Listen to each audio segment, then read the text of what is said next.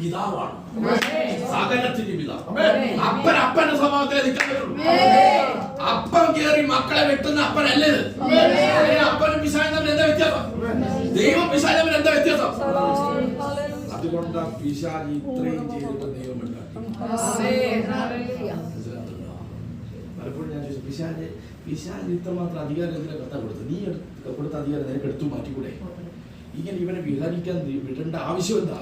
നിനക്കല്ലേ ശക്തിയുള്ളത്? ഞാൻ ചോദിക്കുമ്പോൾ കർത്താവിനോട് പോലെ നിന്നെ പോലെ എന്റെ മകനായിരുന്നു ഒരു കാലത്ത് അവൻ. അവനെ സ്നേഹിച്ചിരുന്നു. അവൻ ലൂസിഫർ ആയിരുന്ന സമയത്ത് ഞാൻ ആരാധിക്കാൻ വേണ്ടി എന്നെ ആരാധിക്കുന്നവനായിരുന്നു. അതുകൊണ്ട് ഞാൻ അവന് ചില കഴിവുകൾ കൊടുത്തിരുന്നു. അത് ഞാൻ എടുക്കില്ല. അങ്ങനെയാണ് ഞാനും അവനും തമ്മിൽ എന്താ വ്യത്യാസം? മനസ്സിലാകുന്നുണ്ടോ? മനസ്സിലാകുന്നുണ്ടോ? നിങ്ങൾ പറ, ആ യേശുവിന് മുഴുവൻ അധികാരം കൊടുത്തിട്ട് തന്റെ സൃഷ്ടികളെ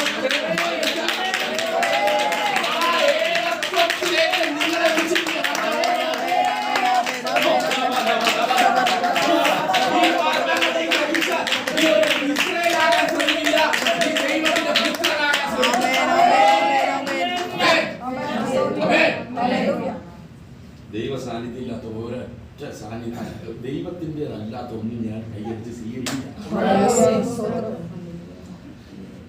ദൈവത്തിൻ്റെതല്ലാത്ത പ്രവചനം ഞാൻ സ്വീകരിക്കില്ല. എന്റെ സ്കിൻ അത് പറയും, എന്റെ ചെവി പറയും, ഹൃദയം പറയും. ദൈവത്തിന്റെ നല്ലത്, ദൈവത്തിന്റെ ആണെങ്കിൽ തുള്ളും. ആരും പറയണ്ട, പിടിച്ചാക്കിട്ടതില്ല. ദൈവത്തിൻ്റെതാണെങ്കിൽ, ദൈവത്തിന്റെ സാന്നിധ്യമാണെങ്കിൽ, നേരത്തെ ദൈവസഭയുടെ സന്ദർശനം പേടിക്കണ്ട. പഴയ നിയമത്തിലെ സന്ദർശനം ന്യായവിധിയാണെങ്കിൽ പുതിയ നിയമത്തിലെ സന്ദർശനം സാന്നിധ്യമാണ്. പഠിക്കാൻ പാടുള്ളൂ. സന്ദർശനം അതല്ല, പഴയ നിയമത്തിൽ ചിന്തിക്കരുത്. പുതിയ നിയമത്തിൽ നിന്നെ സന്ദർശിക്കുന്നു, ദൈവം നിന്നെ സന്ദർശിക്കുന്നു പറഞ്ഞാൽ നിന്നെ അടിക്കാനല്ല ദൈവം വരുന്നേ, നിന്നെ തൊടാൻ. അതാണ് പുതിയ നിയമം.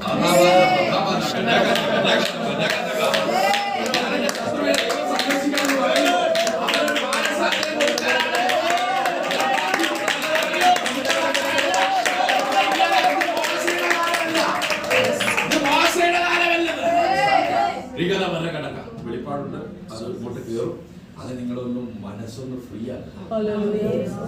സമയം ഇഷ്ടം പോലെ ഒറ്റയായിട്ട് ഇവിടെ വെറുതെടുക്കാതെ പോകാൻ ഇത് കലാശക്കൊട്ട. കർത്താവ് എനിക്ക് സഭയായിട്ട് തന്ന കണക്ഷനിലുള്ള അവസാനത്തെ